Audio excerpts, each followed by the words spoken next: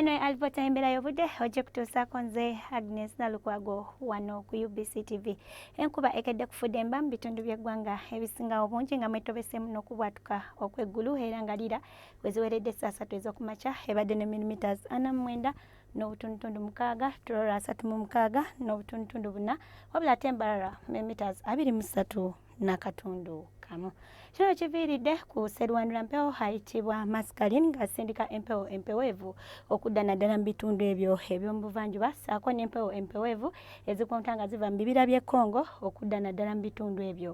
eby'eggwanga lyaffe. Olunaku olw'enkya ku makya tusuubira enkuba okutonnya mu bitundu ebyo ebiri ku mbalama z'ennyanja Nalubaale ssaako ne mu nnyanja olwo ewasigadde akasana kajja kwakanga mwetobeseemu n'ebire. Wabula ate mu biseera eby'olweggulo tusuubira enkuba okutonnya naddala mu bitundu ebyo eby'omu bukiikaddyo nga mulimu n'okubwatuka okw'eggulu olwo ebisigadde akasana kajja kwakanga bwe kakubakuba muga n'ebbugumu eri waggulu tulisuubira okutuukira ddala ku degrees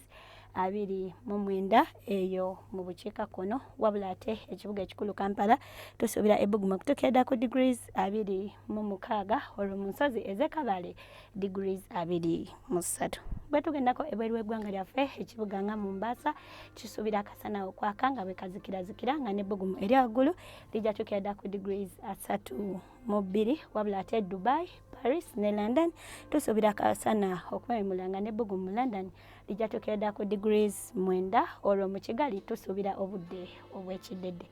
Ebyo tusobodde okufinayo okuva mu kitongole ky'eggwanga ekivunaanyizibwa ku embeera y'obudde nze Agnes Nalukwago kwagaliza ekiro ekirungi sigala ku UBC TV.